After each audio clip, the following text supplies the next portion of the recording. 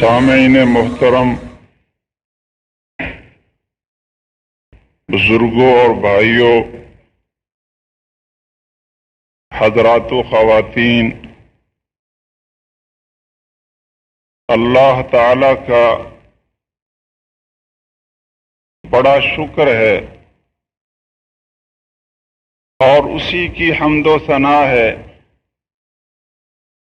کہ جس نے ہمیں انسان بنایا ہے اور پھر انسانوں میں ہمیں اسلام کی نعمت اور دولت سے سرفراز فرمایا ہے۔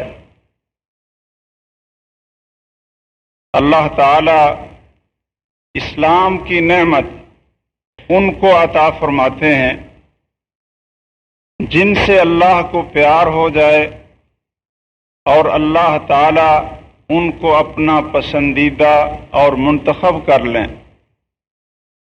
دنیا کی دولت اپنے پیاروں کو بھی دے دیتے ہیں اور اپنے دشمنوں کو بھی دے دیتے ہیں، لیکن اسلام کی دولت اور ایمان کی نعمت صرف اس کو دیتے ہیں کہ جس کو اللہ تعالی پسند فرما لیں، جس کو اپنا محبوب بنا لیں اور جس کی قسمت اور نصیب سنور جائیں، اس کو اسلام کا راستہ اور اسلام کی روشنی مل جاتی ہے۔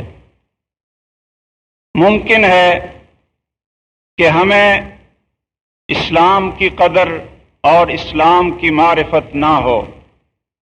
میرے بھائیوں، ان سے پوچھیں کہ جنہوں نے اس نعمت کو حاصل کرنے کے لیے اپنے جسم کٹوائے اور اپنی اولادوں کو قربان کیا، گھر اور بار چھوڑا، ہجرت کرنے پہ مجبور ہوئے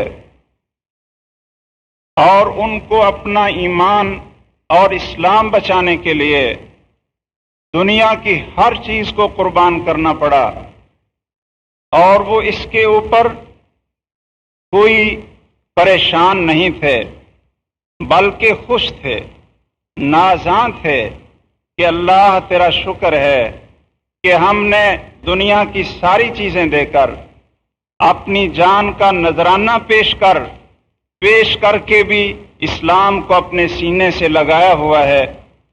حضرت خبیب رضی اللہ تعالی عنہ کو سولی پہ لٹکایا گیا ہے اور تیروں کی بچھاڑ کی گئی ہے، ان کی کن پٹی پہ بھی تیر لگتا ہے۔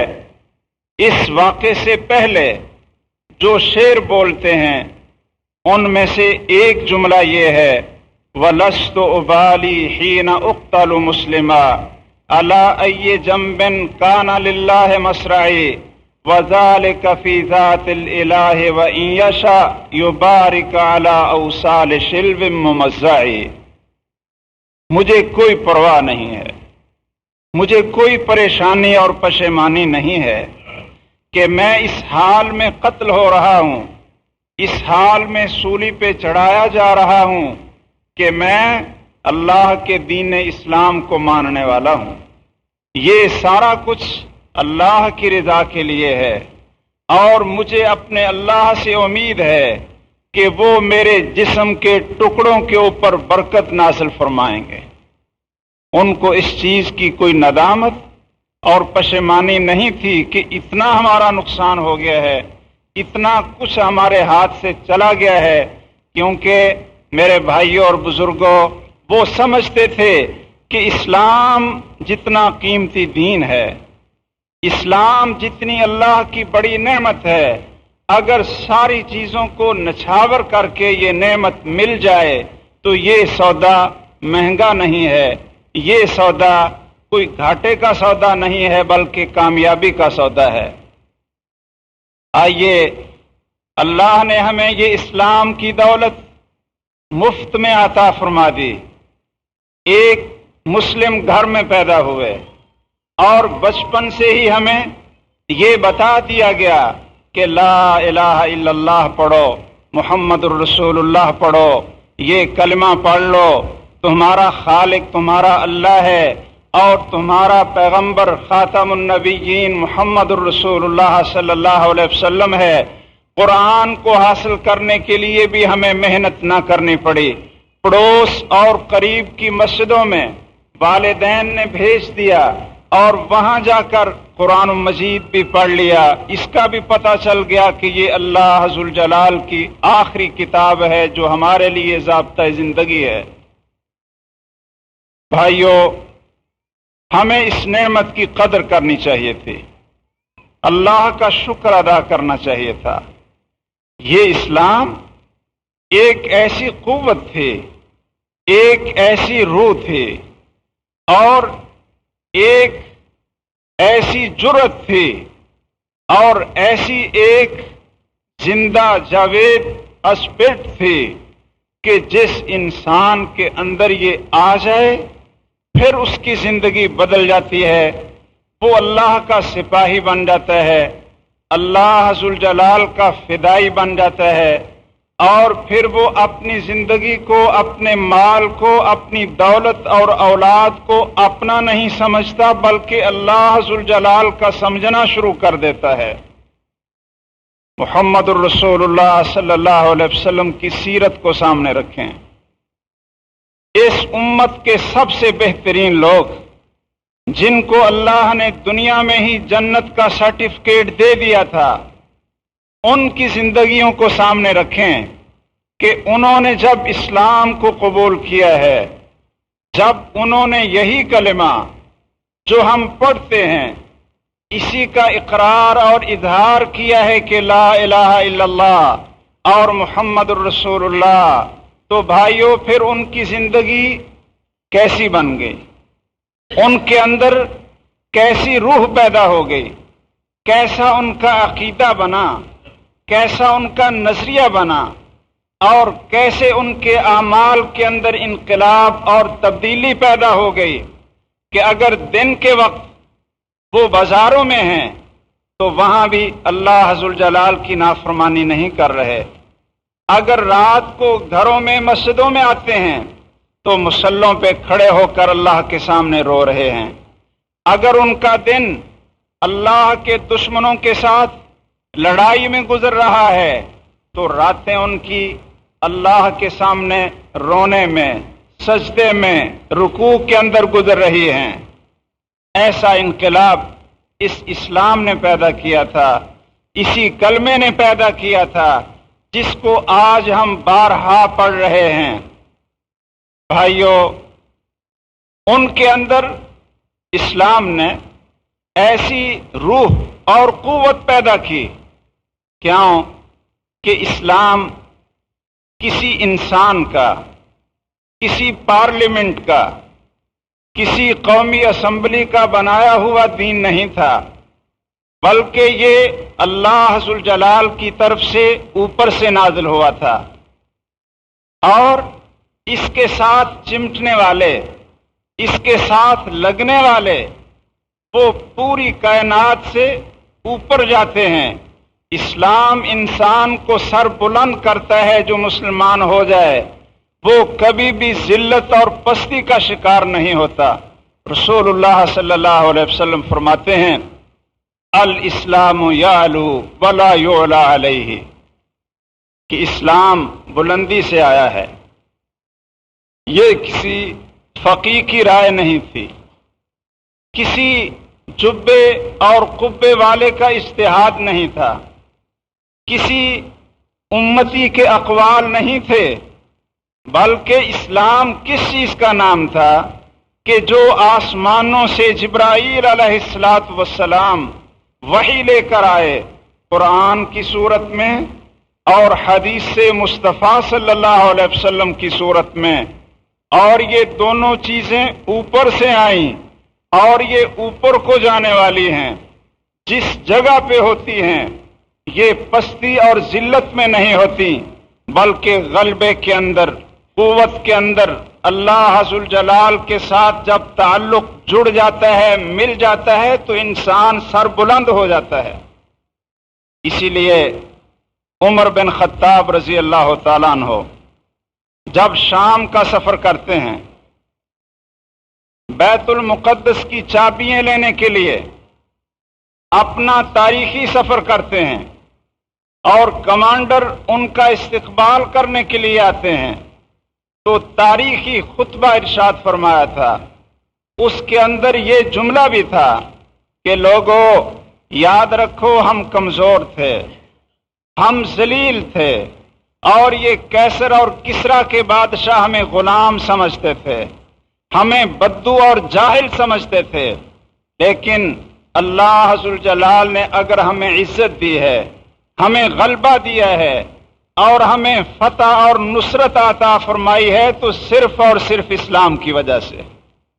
اور کمانڈروں سے مخاطب ہوتے ہوئے فرما رہے ہیں کہ یاد رکھو، جب تک ہمارے اندر یہ اسلام رہے گا اللہ ذوالجلال ہمیں غالب رکھیں گے، اور جب یہ اسلام ہم سے چلا جائے گا اللہ ذوالجلال ہمیں ذلیل و خوار کر کے رکھ دیں گے۔ میرے بھائیوں، اس دور میں اسلام کیا تھا؟ اسلام کسے کہتے ہیں؟ کس چیز کے بارے میں ہمیں یقین ہونا چاہیے کہ یہ اسلام ہے اور یہ چیز غیر اسلام ہے؟ جب تک ہم اس بنیادی چیز کو ہی نہ سمجھ سکیں تو پھر ہم مسلمان کس چیز کے ہیں؟ ہم اپنے آپ کو مسلمان کس لیے کہلواتے ہیں کہ ہمیں یہ نہ پتہ چلے کہ اسلام کس چیز کا نام ہے، کس ضابطہ اور قانون کا نام ہے، کس اصول کا نام ہے۔ تو اس چیز کو اچھی طرح سمجھ لو کہ اسلام صرف اس چیز کا نام ہے جو آسمانوں سے وحی کی صورت میں نازل ہوا ہے، اور وہ ایک تو قرآن مجید ہے اور دوسرا قرآن مجید کی تفسیر محمد الرسول اللہ صلی اللہ علیہ وسلم کی سنت اور حدیث ہے۔ اس کے علاوہ اور کوئی چیز اسلام نہیں۔ بڑے سے بڑا فقیہ ہو، بڑے سے بڑا مقنن اور قانون ساز ہو، بہت بڑا فاتح اور مجتہد ہو، اس کی بات اسلام نہیں بن سکتی، اس کی بات حق کا معیار نہیں بن سکتی۔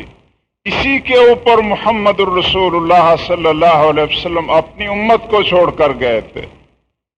بلکہ ایسے مواقع بھی آئے کہ آپ سے کوئی مسئلہ پوچھا گیا،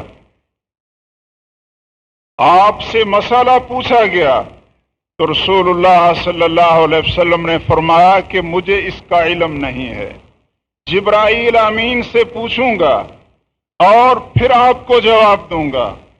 ایک یہودی عالم آیا، کہنے لگا اے محمد صلی اللہ علیہ وسلم، مجھے یہ بتاؤ کہ اللہ کی زمین کے اوپر سب سے بہترین جگہ کون سی ہے اور سب سے بدترین جگہ کون سی ہے؟ آپ نے فرمایا کہ مجھے اس کا علم نہیں، مجھے پتہ نہیں ہے۔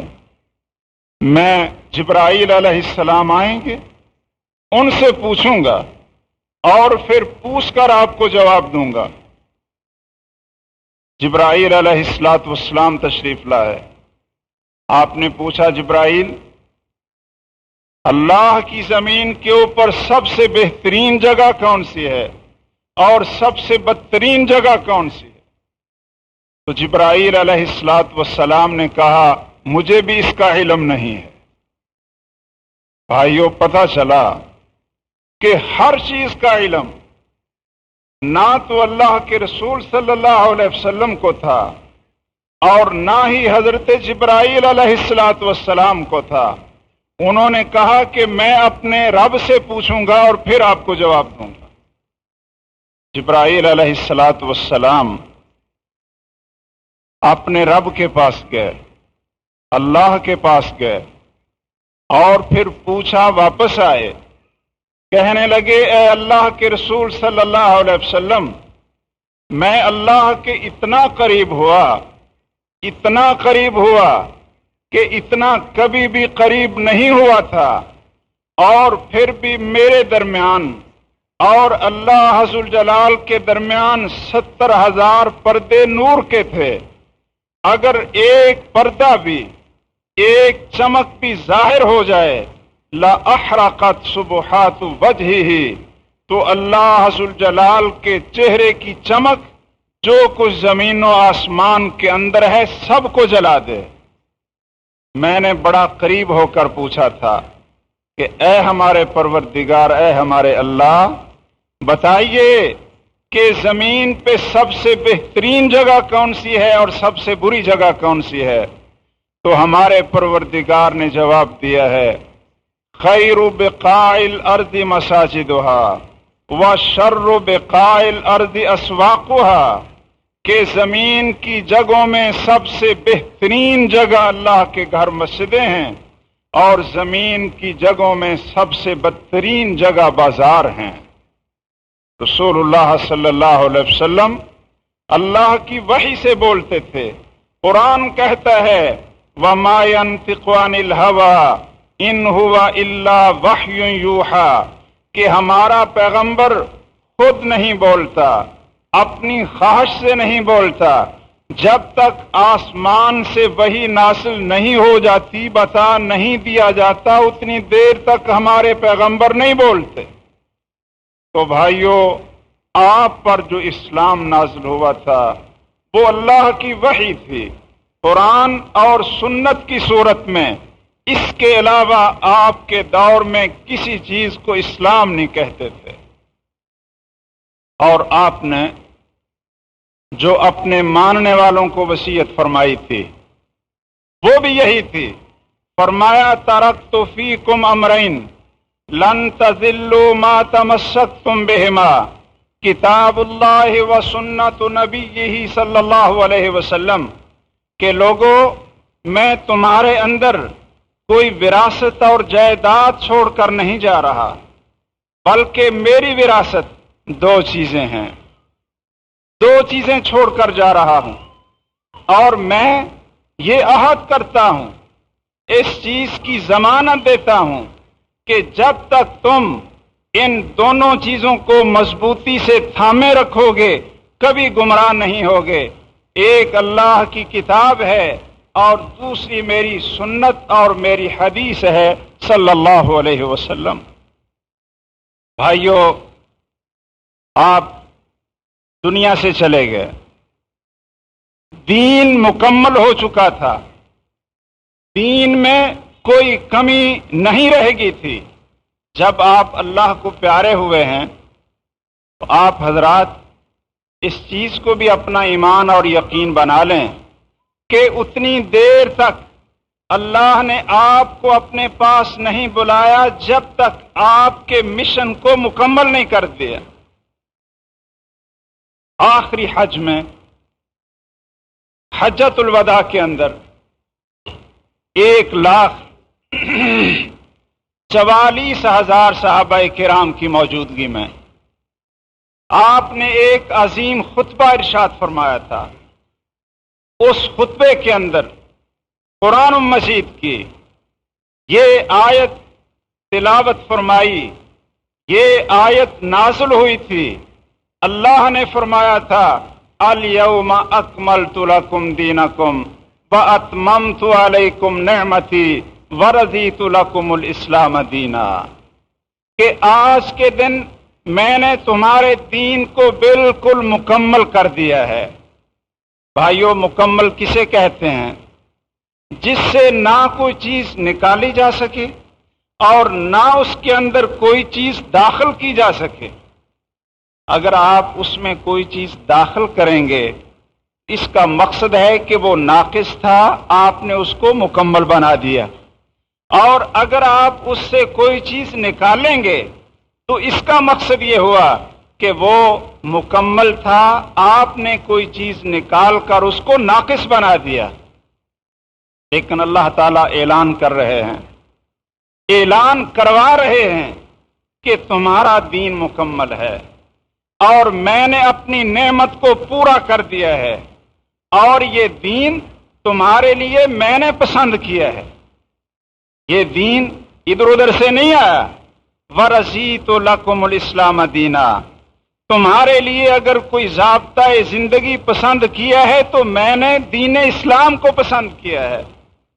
آپ یہ اعلان کر رہے ہیں اور پھر کتاب و سنت چھوڑ کر اللہ ذوالجلال کے پاس چلے گئے۔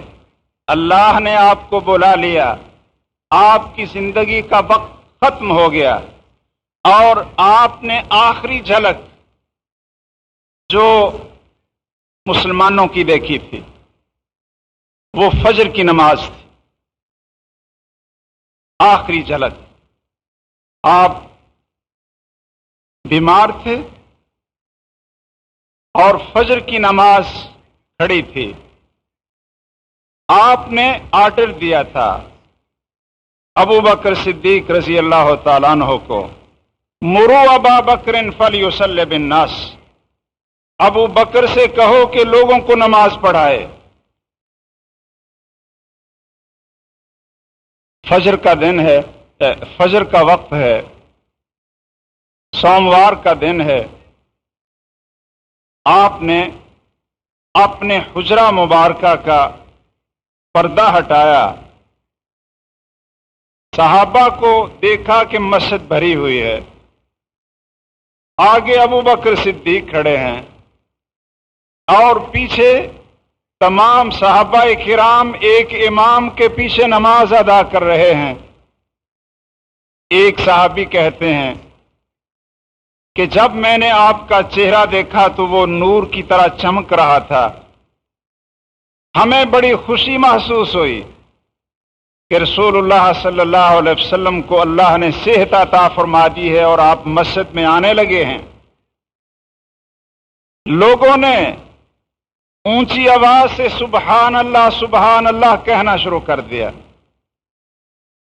ابو بکر صدیق رضی اللہ تعالیٰ عنہ نماز میں قرآن پڑھتے ہوئے بڑے رویا کرتے تھے، کسی ادھر ادھر کی ان کو خبر نہیں ہوتی تھی۔ جب لوگوں کی آوازیں سنی کہ یہ سبحان اللہ کیوں کہہ رہے ہیں، انہوں نے بھی توجہ کی تو الٹے ہاتھ میں حجرہ مبارکہ سے رسول اللہ صلی اللہ علیہ وسلم کے چہرے کی روشنی نظر آتی ہے۔ وہ پیچھے ہٹنا چاہتے ہیں کہ آپ آگے آئیں اور امامت کروائیں۔ رسول اللہ صلی اللہ علیہ وسلم مسکرائے، بڑے خوش ہوئے اور اشارہ کر دیا حضرت ابوبکر رضی اللہ تعالیٰ عنہ کو اپنے جگہ میں رہیں اور آپ ہی امامت کراتے رہیں۔ پھر صحابہ کہتے ہیں کہ ہم نے اس کے بعد زندگی کے اندر محمد الرسول اللہ صلی اللہ علیہ وسلم کا چہرہ نہیں دیکھا ہے۔ آپ نے اپنے صحابہ کو نماز پڑھتے ہوئے ابو بکر کی امامت میں چھوڑا اور خوش ہو کر گئے کہ میں نے اللہ کا پورا دین پہنچا دیا ہے۔ حجۃ الوداع کے خطبے میں سب کو گواہ بنا کر کہا کہ مجھے بتاؤ کیا میں نے اللہ کی امانت آپ تک پہنچا دی، اللہ کا دین پہنچا دیا، تمہاری خیر خواہی کر دی اور اس کا حق ادا کر دیا؟ تو تمام مجمع نے کہا کہ ہاں، ہم گواہ ہیں کہ آپ نے حق ادا کر دیا ہے۔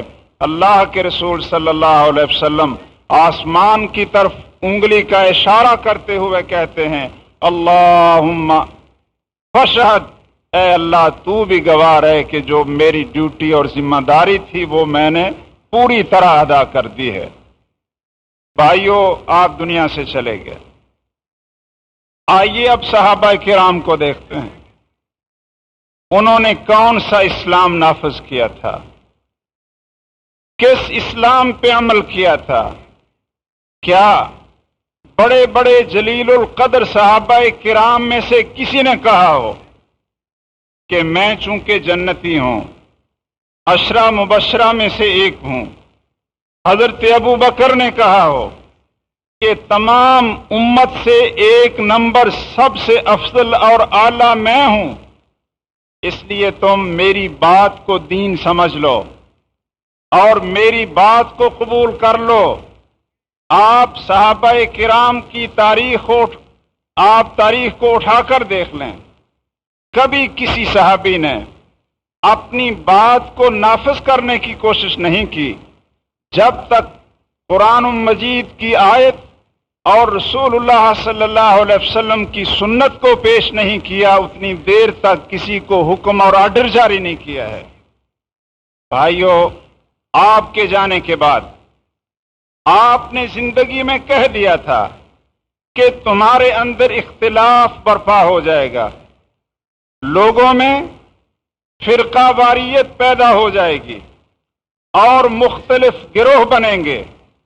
جب اس طرح کی صورتحال پیدا ہو جائے تو پھر میری سنت اور خلفائے راشدین کے طریقے کو مضبوطی سے تھام لینا۔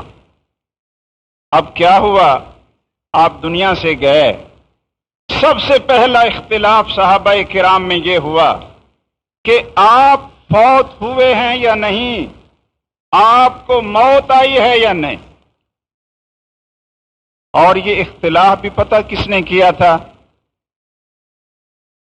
ایک بڑے جلیل القدر صحابی جن کے بارے میں رسول اللہ صلی اللہ علیہ وسلم نے فرمایا تھا، لو کان بعدی نبی لکان عمر، اگر میرے بعد کوئی پیغمبر ہوتا، کوئی نبی ہوتا تو وہ عمر ہوتے، عمر بن خطاب رضی اللہ تعالیٰ عنہ، جن کے متعلق آپ نے فرمایا تھا کہ جس بازار میں عمر بن خطاب گزر جائیں شیطان وہ راستے چھوڑ کر بھاگ جاتے ہیں، جن کے بارے میں آپ نے فرمایا تھا ان الحق ينطق على لسان عمر، کہ حق عمر بن خطاب کی زبان پہ بولتا ہے۔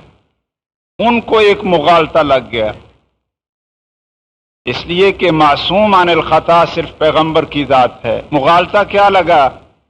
کہنے لگے جو یہ کہے کہ محمد صلی اللہ علیہ وسلم فوت ہو گئے ہیں میں اس کی گردن اڑاؤں۔ اب عمر بن خطاب کے سامنے بولے کون؟ یہ کس کو جرأت ہو؟ اور بات بھی اتنی بڑی کہ جو کہے کہ محمد صلی اللہ علیہ وسلم کو موت آئی ہے میں اس کی گردن اڑاؤں۔ لوگ بڑے پریشان ہیں اور اونچی اونچی آواز سے حضرت عمر رضی اللہ تعالیٰ عنہ یہ بات کہہ رہے ہیں۔ آخر حق بات کا اعلان کرنے والے بھی اللہ نے اپنے بندے رکھے ہوتے ہیں۔ اللہ کی حجت قائم کرنے کے لیے ہر دور کے اندر اللہ نے اپنے بندے رکھے ہوتے ہیں۔ حضرت ابو بکر رضی اللہ تعالیٰ عنہ یہ بات سنتے ہیں، عمر بن خطاب سے مخاطب نہیں ہوتے تاکہ آپس میں کوئی جھڑپ نہ ہو جائے، بڑے سمجھدار اور صاحب فراست تھے۔ یہ باتیں سن کر سیدھے منبر رسول صلی اللہ علیہ وسلم پہ تشریف لے آئے اور کیا کہنے لگے؟ یا ایھا الناس، اے لوگو۔ جب یہ آواز دی تو سارے لوگ بیٹھ گئے، عمر بن خطاب نے بھی کان کھڑے کر لیے کہ ابو بکر کہہ رہے ہیں یا ایھا الناس، اے لوگو، تو ہم خلیفہ رسول کی بات سنیں۔ انہوں نے کیا تاریخی جملہ انہوں نے فرمایا، کہا الا من کان یعبد محمدا فإن محمدا قد مات ومن کان یعبد اللہ فإن اللہ حی لا یموت۔ اے لوگو غور سے سن لو، جو شخص محمد صلی اللہ علیہ وسلم کی پوجا کرتا تھا، ان کو اپنا الہ مانتا تھا، وہ جان لے کہ اس کا الہ فوت ہو چکا ہے اور اس کو موت آ چکی ہے۔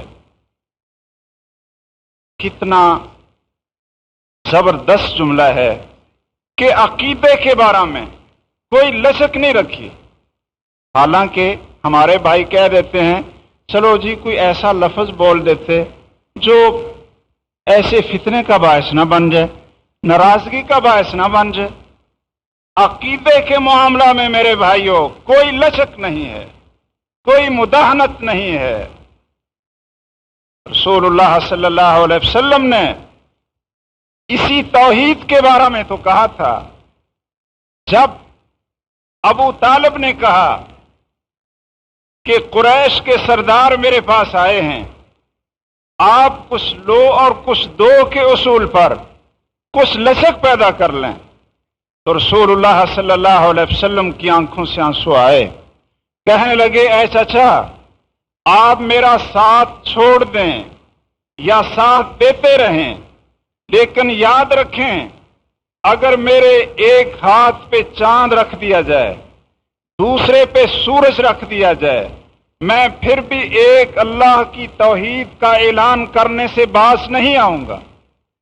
کوئی لچک نہیں ہے عقیدے کے اندر، توحید کے اندر۔ حضرت ابو بکر رضی اللہ تعالیٰ عنہ نے سب کے کان کھول دیے، کہا الا من کان یعبد محمدا فإن محمدا قد مات۔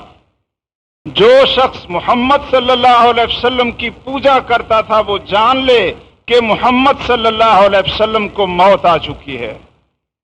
ومن کان یعبد اللہ فإن اللہ حی لا يموت۔ اور جو اللہ کی پوجا کرتا تھا وہ جان لے کہ اللہ ذوالجلال ہمیشہ زندہ ہے اور اس کو کبھی موت نہیں آئے گی۔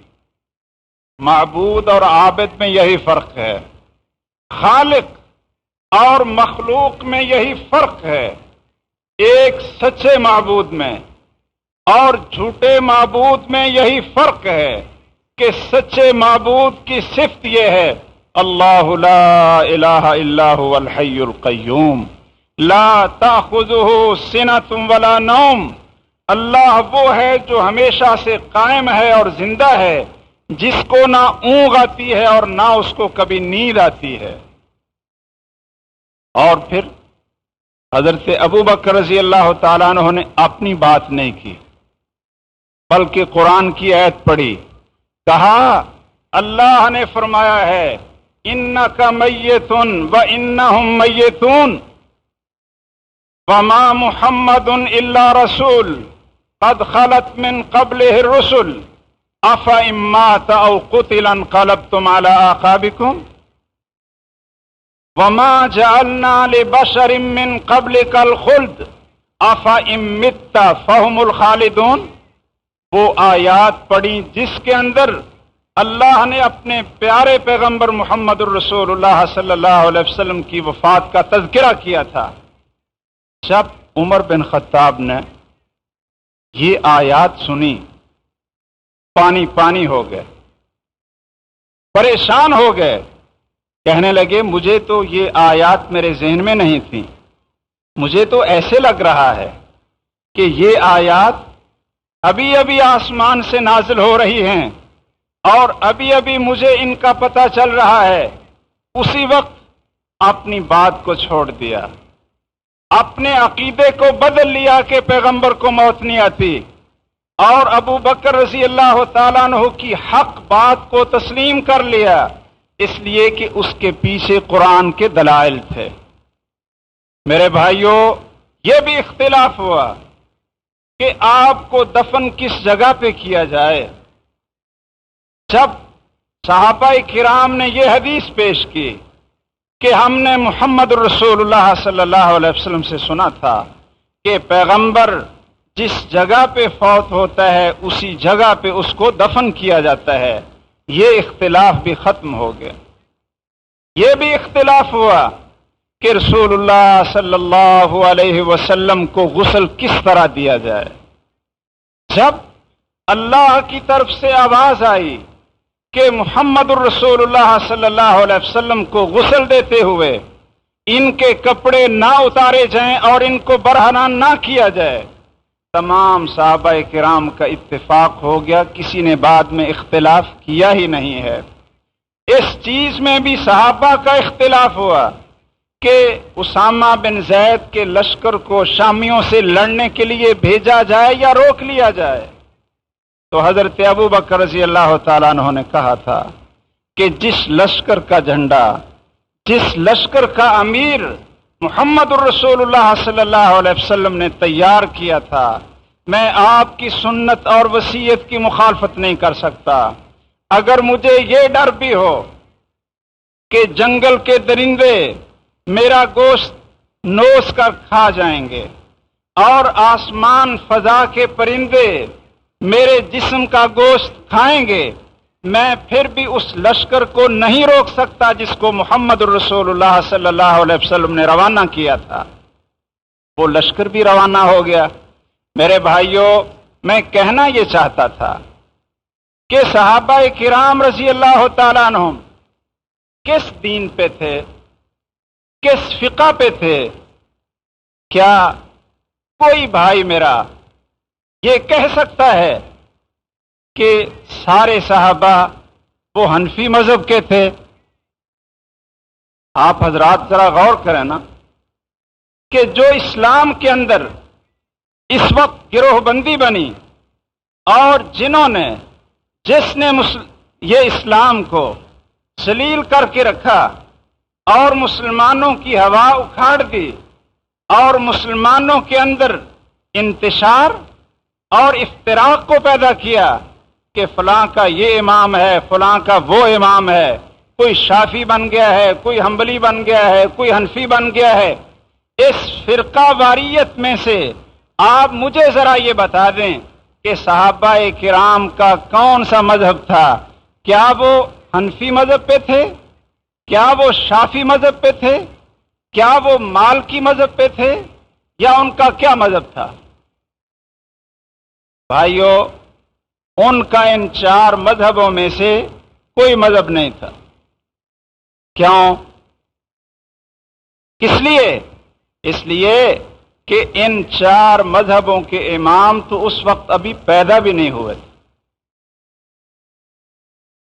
اس وقت ابھی پیدا بھی نہیں ہوئے تھے۔ امام ابو حنیفہ رحمہ اللہ وہ 150 ہجری میں، یعنی رسول اکرم صلی اللہ علیہ وسلم سے کہ دنیا سے جانے کے 150 سال بعد فوت ہوتے ہیں۔ اس وقت تو ان کی ولادت بھی نہیں تھی۔ امام احمد بن حنبل 240 ہجری میں فوت ہوتے ہیں۔ امام مالک 169 ہجری میں فوت ہوتے ہیں، اور امام شافعی رحمہ اللہ 220 ہجری میں فوت ہو رہے ہیں۔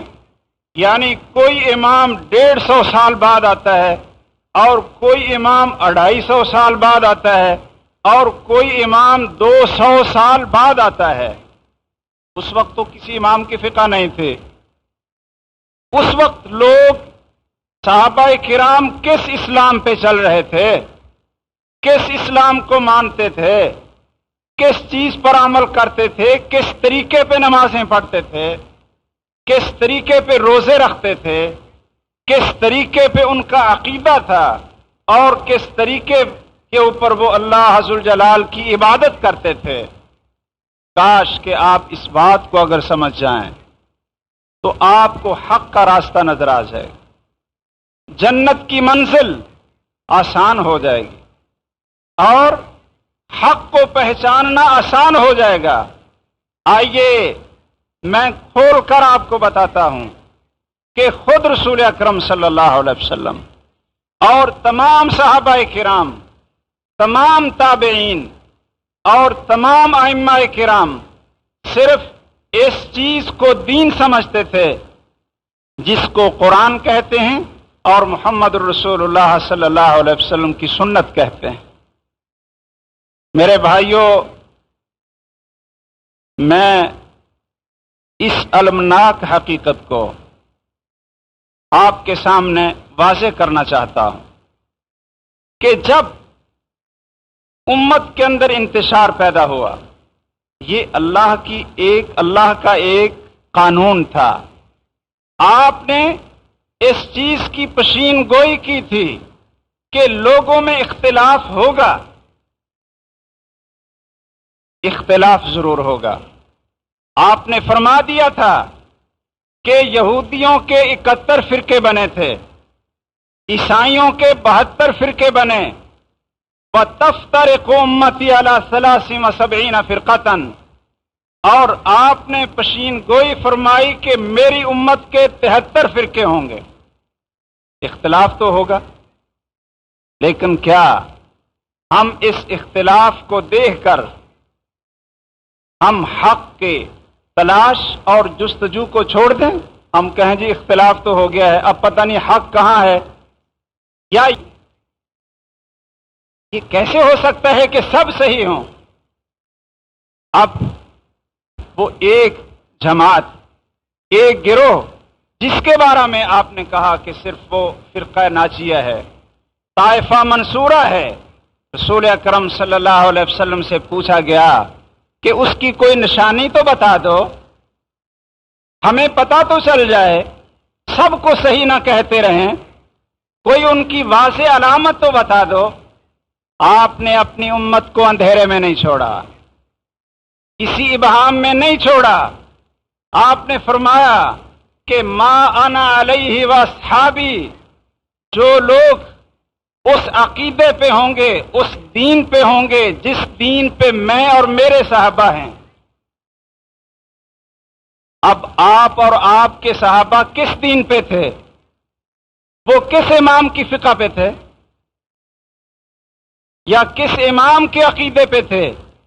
کیا اس وقت نقش بندی، سوروردی، چشتی، قادری ان کا کوئی نام و نشان تھا؟ یہ تو سارے کے سارے بات کی پیداوار ہیں، اور آپ فرما رہے ہیں ما انا علیہ واصحابی الیوم، کہ جس پر آج میں اور میرے صحابہ جس کے اوپر ہیں اس پر چلنے والے حق پہ ہیں اور نجات پانے والے ہیں۔ میرے بھائیوں، میں بتا چکا ہوں کہ اس وقت سوائے قرآن اور سوائے حدیث مصطفیٰ صلی اللہ علیہ وسلم کی اور کوئی چیز نہیں تھی۔ اللہ کا بڑا فضل و کرم ہوا، اللہ کا بڑا احسان ہے کہ ہر دور کے اندر اللہ نے ایسے بندے پیدا کیے ہیں، ایسی جماعت کو قائم رکھا ہے کہ جنہوں نے اس چیز کو دین سمجھا ہے، اسی پر اپنا عقیدہ رکھا ہے جس پر محمد الرسول اللہ صلی اللہ علیہ وسلم اور صحابہ کرام تھے، ائمہ دین تھے، تابعین تھے، اور ان کو اہل حدیث کہتے ہیں، ان کو سلفی بھی کہتے ہیں، کہ صحابہ کرام کے طرز عمل پہ چلنے والے۔ اہل حدیث بھی کہتے ہیں کہ جو صرف قرآن اور سنت کو اپنا دین مانتے ہوں جس طرح صحابہ کرام نے مانا تھا۔ ہم نقش بندی اور چشتی وظیفے کرنے کے قائل نہیں، ہم کسی کی فقہ کو دین کا درجہ دینے کے لیے تیار نہیں، اور ہمارا آج بھی وہی دعویٰ ہے کہ لوگوں، اگر اسلام ہے تو صرف قرآن اور سنت ہے، اگر نجات کا راستہ ہے تو صرف قرآن اور سنت ہے، اگر عزت چاہتے ہو، دنیا میں غلبہ چاہتے ہو اور آخرت میں جنت چاہتے ہو، تو وہ آج بھی صرف اور صرف ایک ہی راستہ ہے، اور وہ قرآن اور سنت کا راستہ ہے۔ بھائیو، مجھے بتائیے اس میں کیا نقص تھا، اس میں کیا جرم تھا؟ ہم نے کیا جرم کیا ہے؟ ہم نے کون سا ایسا کوئی نعرہ اور دعویٰ کیا ہو جو قرآن اور سنت کے خلاف ہو؟ ہم نے تو لوگوں کو اسی چیز کی دعوت دی، بدعات سے دور کرنے کی کوشش کی، خرافات کی تردید کی، شرک اور قبر پرستی کی تردید کی، ان عقائد اور خرافات کو رد کیا جو اس امت کے اندر جہالت اور ضلالت کی وجہ سے پیدا ہو گئے تھے۔ آخر ہمارا قصور تو آپ بتائیں۔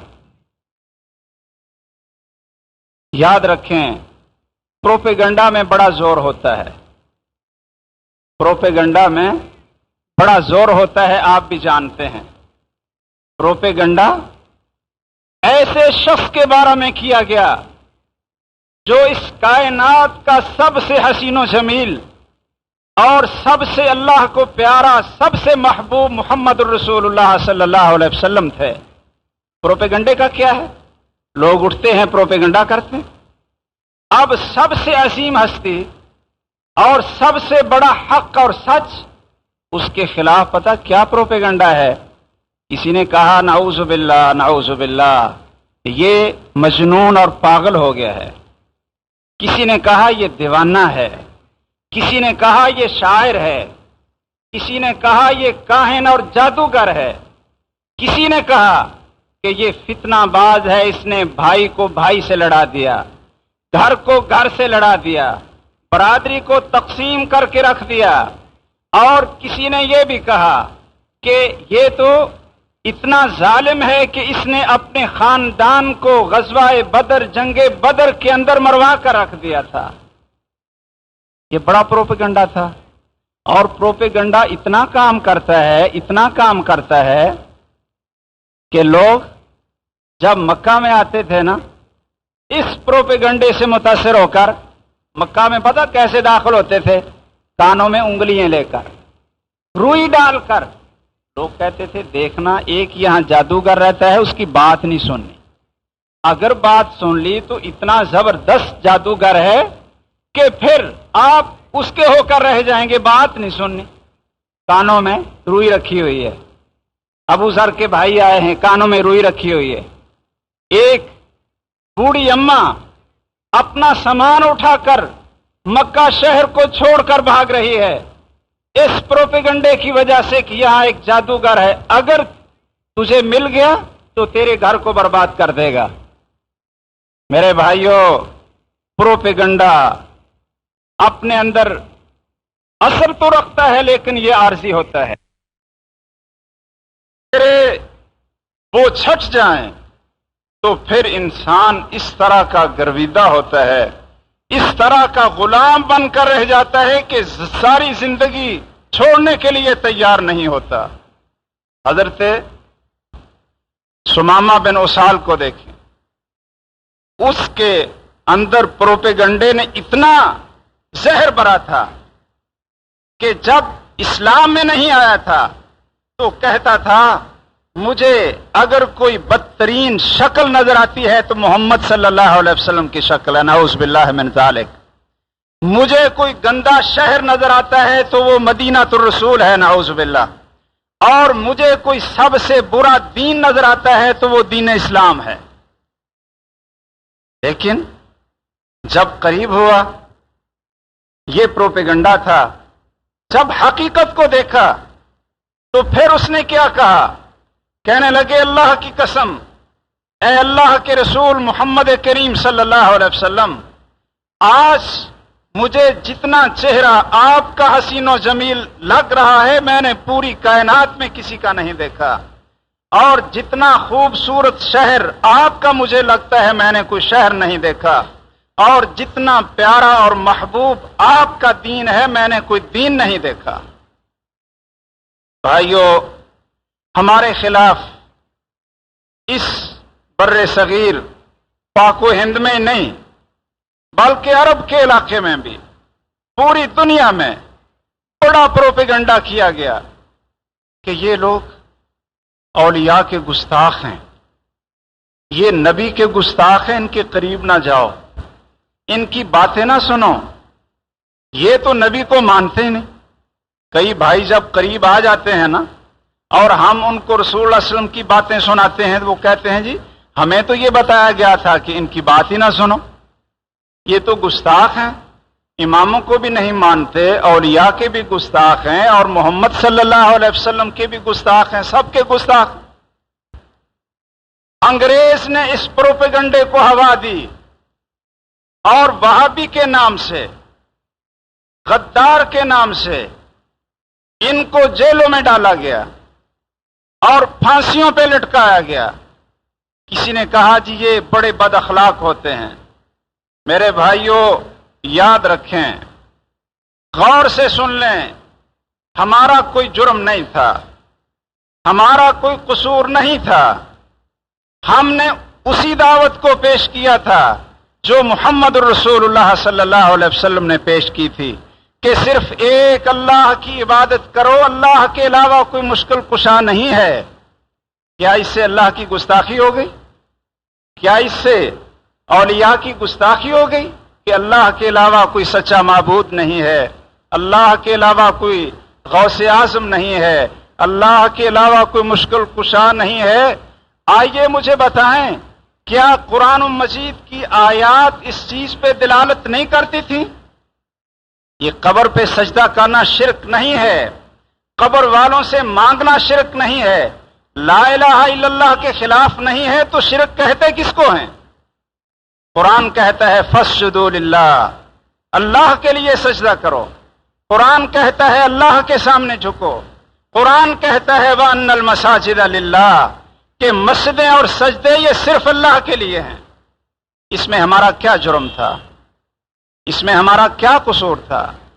اگر ہم نے یہ کہا کہ پیغمبر کو اللہ کا درجہ نہ دو، جب لوگوں نے کہا وہی جو مستوی عرش تھا خدا ہو کر اتر پڑا مدینے میں مصطفیٰ ہو کر، دونوں ایک ہیں، عرش پہ جائیں تو خدا بن جاتا ہے اور مدینے میں آئے تو مصطفیٰ بن جاتا ہے۔ بھائیو، اس شرکیہ عقیدے کو اور حلول اور وحدت الوجود کے عقیدے کو رد کرنے کے لیے ہم نے لوگوں کو لا الہ الا اللہ کی دعوت دی کہ لا الہ الا اللہ پڑھ لو۔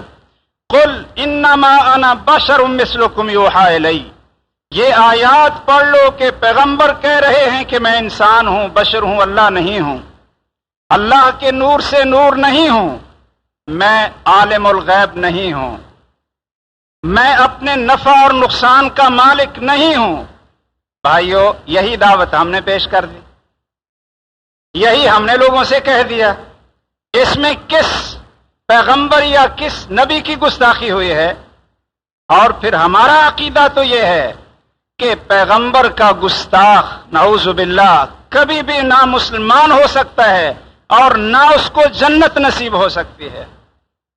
افسوس ہے کہ وہ لوگ جنہوں نے رسول اللہ صلی اللہ علیہ وسلم کی عظمت کے لیے، آپ کی سنت کے لیے لڑے، آپ کی حدیث کو لوگوں میں عام کرنے کے لیے جنہوں نے اپنی جانوں کے نذرانے پیش کیے اور رسول اللہ صلی اللہ علیہ وسلم کے مقام رسالت کو اجاگر کرنے کے لیے قربانیاں دیں، آج ہم کہیں جی یہ گستاخ رسول ہے۔ کوئی گستاخی کا معیار بھی ہونا چاہیے نا، کہ گستاخی کہتے کس کو ہیں؟ میرے بھائیوں، کیا ہماری گستاخی یہ تھی کہ ہم نے کہا کہ بات غلط ہو سکتی ہے لیکن محمد الرسول اللہ صلی اللہ علیہ وسلم کی بات غلط نہیں ہو سکتی، آپ کی حدیث ہم نہیں چھوڑیں گے؟ کیا یہ گستاخی ہے؟ ہم نے کہا کہ اگر حق نکلتا ہے تو محمد الرسول اللہ صلی اللہ علیہ وسلم کی زبان سے نکلتا ہے، معصوم عن الخطا ہیں تو محمد الرسول اللہ صلی اللہ علیہ وسلم ہیں، تو کیا یہ آپ کی گستاخی ہے؟ جب ہم نے یہ کہا کہ ہم نماز پڑھیں گے تو رسول اللہ صلی اللہ علیہ وسلم کی سنت کے مطابق پڑھیں گے، رفع الیدین کریں گے اس لیے کہ حدیث میں آتا ہے، تو یہ گستاخی ہوگی؟ مجھے نہیں سمجھ آتی کہ اگر کسی امام کا فتویٰ چھوڑ دینا امام کی گستاخی ہے تو رسول اللہ صلی اللہ علیہ وسلم کی سنت اور حدیث کو چھوڑ دینا یہ آپ کی گستاخی نہیں ہوگی؟ یعنی عجیب یہ تماشا ہے کہ اگر آپ یہ کہیں جی یہ اس لیے ائمہ کے گستاخ ہیں کہ امام ابو حنیفہ رحمہ اللہ کی بات نہیں مانی اس لیے گستاخ ہو گئے، تو میں پوچھتا ہوں کہ کیا حنفی لوگ امام شافعی رحمہ اللہ کی ساری باتیں مانتے ہیں؟ وہ پھر ان کے گستاخ ہو گئے۔ کیا امام احمد بن حنبل کی باتیں سب حنفی مانتے ہیں؟ وہ پھر ان کے گستاخ ہو گئے۔ کیا امام مالک کی ساری فقہ کو مانتے ہیں؟ پھر امام مالک کے گستاخ ہو گئے۔ اور سب سے بڑی گستاخی یہ ہوئی کہ غیر معصوم امام کی بات کو مان کر معصوم عن الخطا محمد الرسول اللہ صلی اللہ علیہ وسلم کی بات کو چھوڑا، اس سے بڑی اور کیا گستاخی ہو سکتی ہے؟ چلو ہمیں یہ منظور ہے کہ اگر کسی امتی کی نافرمانی ہو بھی جائے تو خیر ہے، اگر ہمارے اوپر یہ الزام ہے نا کہ امام ابو حنیفہ رحمہ اللہ کی ایک بات کو دو بات کو انہوں نے قبول نہیں کیا، چلو کوئی بات نہیں، ہم مان لیتے ہیں کہ نہیں قبول کیا۔